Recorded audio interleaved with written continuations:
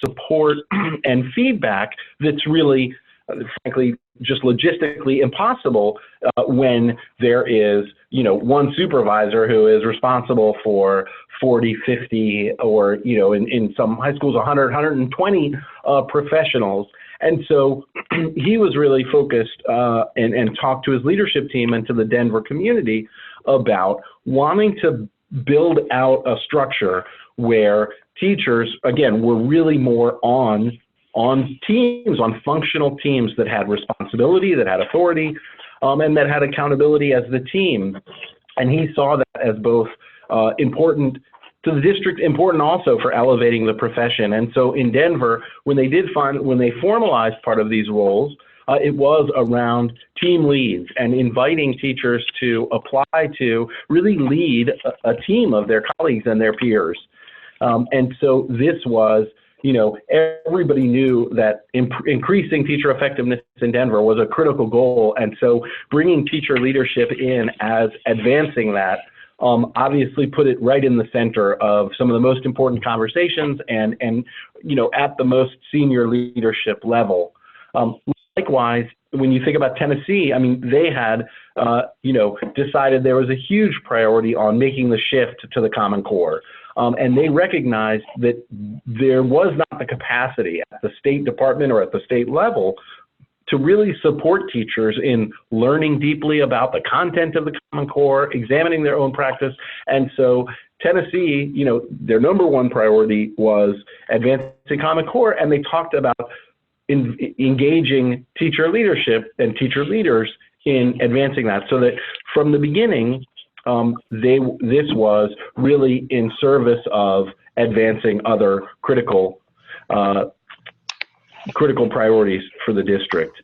And you'll see, just before we move on, the way that the roadmap and that the main report is structured is that there's a discussion of each of these four components, and then you'll see it sort of summarized in what are some high impact actions, what are some key questions to ask, and what are some common missteps to avoid. And in the back of the paper, there's some suggestions as to how to address those missteps. So happy to take on any more of that content as we get to questions and comments.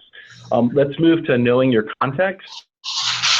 And I think the most important point there is really to acknowledge that not every system can start with the most ambitious teacher leadership roles and teacher leadership initiatives. It really is important for leaders within the profession and from the management side to really assess both the technical infrastructure in the district and really the trust in the leadership for making these.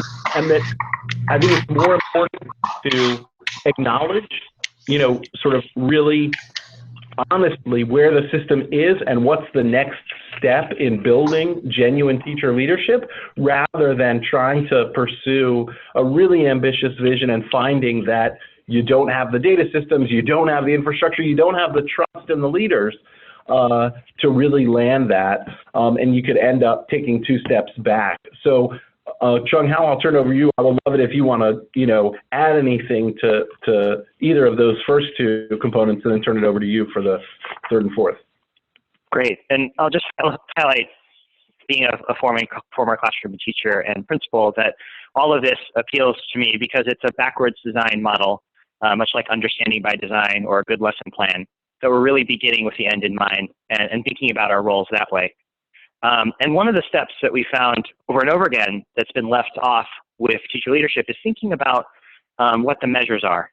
And I think in education, we're really good about measuring, or perhaps even over-measuring, student achievement, but we're less good about measuring things like leadership or teacher leadership and the kind of intermediate steps along the chain that might lead to student achievement.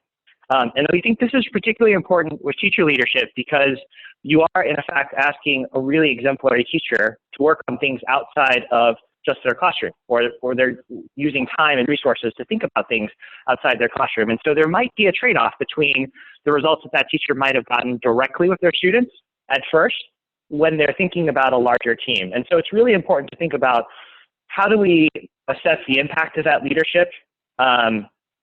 What are the leadership actions that might help to shift teacher practices, which then eventually might shift student outcomes, so that we're really developing a theory of action for how we think teacher leadership will work in a school or system.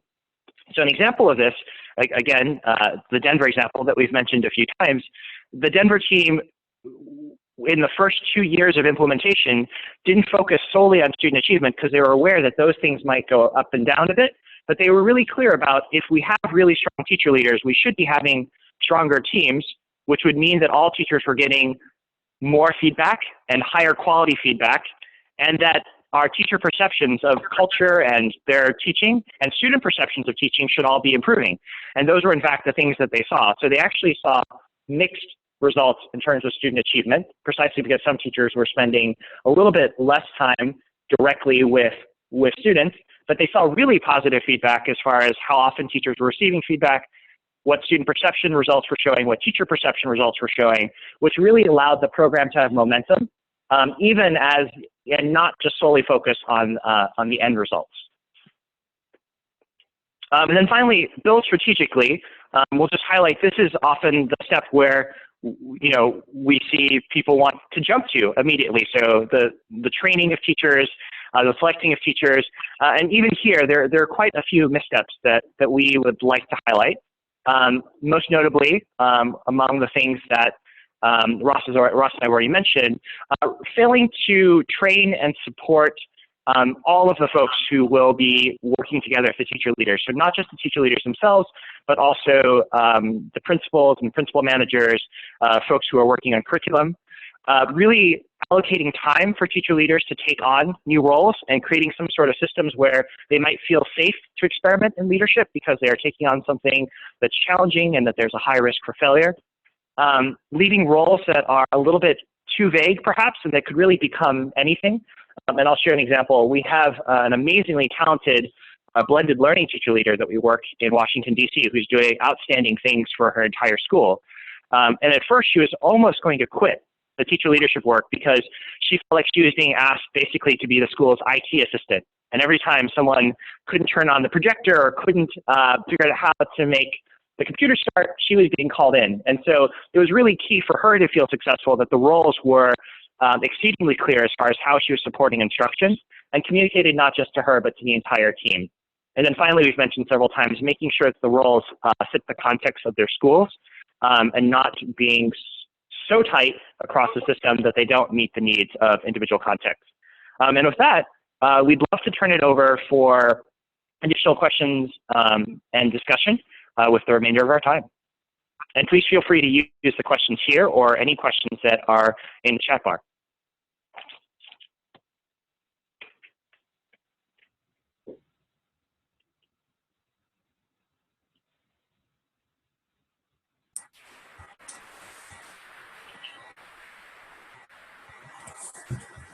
Sarah has a question. Do we have any evidence about how long until we'd expect to see positive outcomes of teacher leadership on student achievement? Great question. Thank you, Sarah Kuhn Roskam, for that question. I think in our own fellowship program that we have seen a trend around 2 years at the minimum.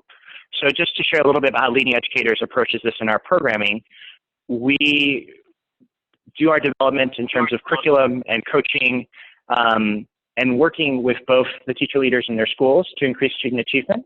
We typically don't focus in on student achievement in year one of our 2-year fellowship because we feel like there is so much to learn in terms of how to coach, how to build relationships, how to clarify the roles.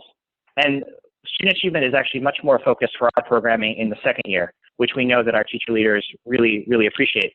I think we're currently in the process of doing a large-scale study with the RAND Corporation to really assess the impact of teacher leadership in terms of all our sites.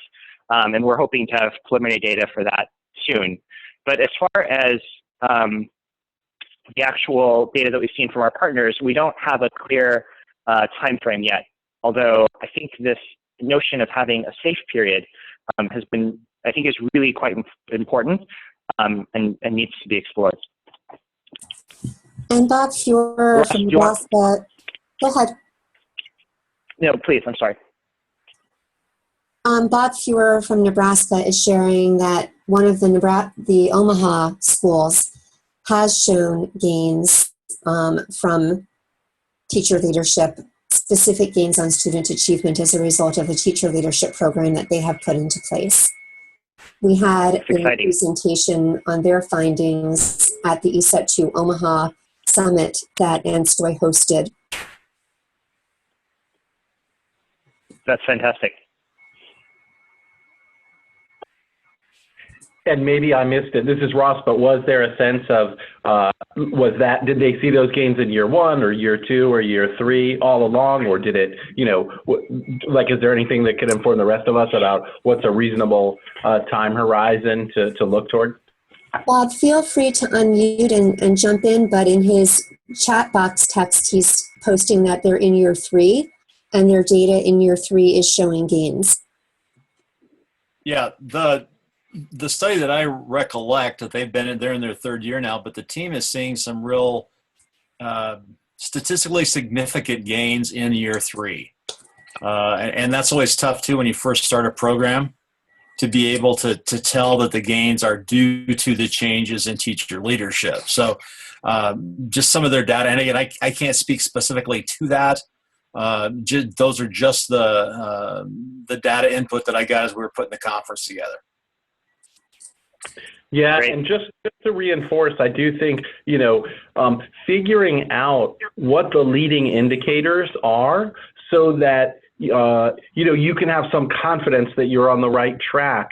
So those signals of our teachers and this works, I think, especially well where you've got schools that are trying teacher leadership and you've got, if you will, control schools that aren't implementing at the beginning. You can say, well, we would expect to have teachers report that they're getting potentially more feedback or that they trust their feedback more. But I think it's important to think up front, if we're not confident we're going to see student achievement gains in year 1 or year 2, what is it that we would expect to see that would give us confidence we're on the right path? And I think sometimes that's a step that we don't invest enough in, and then we find ourselves in year 1 or year 2, really it's more of like an ideological argument about whether you support teacher leadership or not, or whether politically you support this initiative or not. And so that's why I think thinking about the measures up front and building that in and building people that engagement up front, that, hey, we're agreeing this is what we're going to be looking for in the first year, seems like an important step in the process. Good point. We have a kind of a different question, or at least a question on a different track, and I'd love to throw this one out there. Pam Riley is asking about the impact of teacher leadership university programs and the alignment between what they're teaching and what we are actually finding as teacher leaders we need in practice. And we have on our webinar Terry Dozier, who runs a teacher leadership center at UVA, Virginia Commonwealth University, not UVA. And I'd love to hear if Terry has anything to add. Terry, not to put you on the spot, but I just did. Catherine, can you hear me? Yes. And it's okay. good to hear And you. I apologize. I came in late to the webinar. Somehow I got my times mixed up. So let me say this. What's happened with us at the university level is we designed our program, got it approved through all of the channels, and we have yet to actually launch it at the university in terms of a degree-bearing program, because we haven't been able, at least I won't say we, in my case, I thought we found some wonderful candidates to lead it, but they didn't fit the model of that the university was looking for. So what we've ended up doing is actually, through our partnership with our local districts, creating our own teacher leader development program, which we are piloting the first phase of it this year. So I wish I could give you some specifics about university-based programs, but in our case, we were not able to launch. Terry, what are the kinds of things that you're planning to teach, or that with your partner districts you are teaching? Well, we're using the Model Teacher Leader Standards that, Catherine, you were instrumental in, creating, and I'm very proud to have been a part of that. And so what we've done is we've looked at each one of the domains and we've identified whether we had some training already in place that met the the standard, the domain, and all of the key elements. In many cases, we did. What we've done is we've divided those standards into 3 tiers. So we're actually starting, and I don't have the standards in front of me, but I think we're starting with domains 1, 3, and 4 that we saw were really foundational and that we already had training in place that we felt confident met the requirements. We are also measuring how the teachers, we have an assessment at the end of each of the training, the domains that determine whether a teacher has developed competency. In other words, it's not just the training, but can they demonstrate, for example, for domain 4, which deals with instructional, being able to help colleagues improve instruction. Can they conduct a reflective conference, collect data on teachers' practice, and really move that teacher's practice forward? So, we're doing that for each of them. We'll be phasing in, I think it's domain 2 and 5 next year with our pilot group, and then domain 6 and 7 will be the last of the tiers. And we purposely did this because we did not have all of the training in place for those domains, and we're in the process of creating that as I speak to you. Okay, great. Thanks, Terry.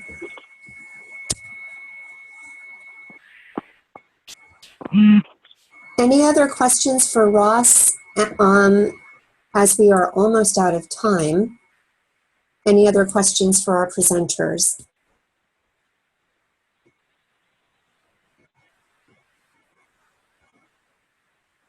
Alex is asking, what do you see as the future of teacher leadership?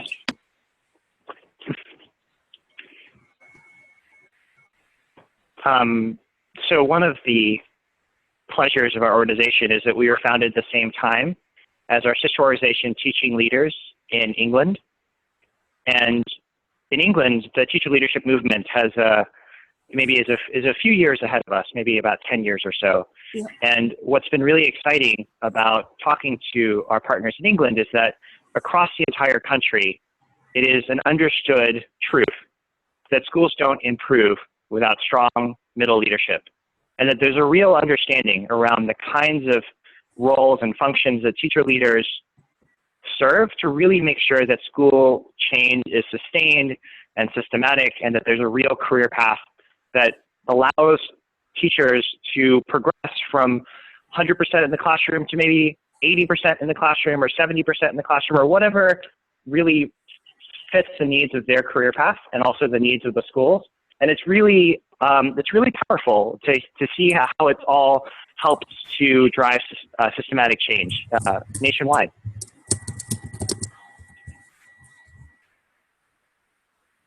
Ross?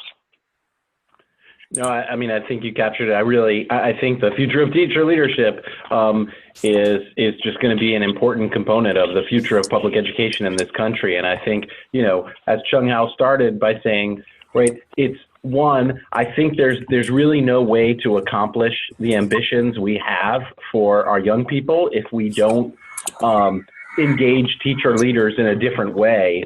To really take more responsibility, more leadership for building this work. And likewise, I don't think we can elevate the status of the profession without that kind of leadership from within. So I'm really just excited about how much energy this topic is garnering. Certainly not, I don't mean to say because of the resources we've put out. We're just trying to make our small contribution, but it feels like teacher leadership, there's so much energy around it right now. And I think it augurs really, it's just portends really good things for the sector and for students. And if I may jump on that, I think it's an honor to be here, precisely because it feels like, I think to both me and Ross, that we are just sharing the stories of and documenting all the accomplishments of outstanding teacher leaders like the ones in this call. And so it's an honor to kind of be able to catalog and share out all the emerging models and successes that are happening around the country and to be a part of this movement. And Sean, Howard, and Ross, we are so, so grateful to you, first for doing this incredible work, and then secondly for making the time tonight to share it with us and to engage in conversation with us. This has been a really exciting conversation and a heartening conversation. Sarah, do you want to close us out?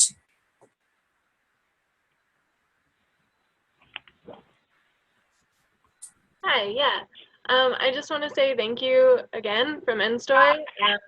We had a record number of participants for us tonight, so I'm sure we'll be getting some questions. And if we could share your contact information with people later, would that be all right? Of course. Great. Absolutely. Yeah, I'd be delighted to be in touch with anybody about questions or just to learn more about the work. Wonderful. Thank you so much for having us. Yes, thank you. And the webinar was recorded and it will be up on our website, and I've posted the link in the chat box. So thank you to everyone who participated. What an awesome conversation. Thanks for giving me a great lift tonight. Thank you.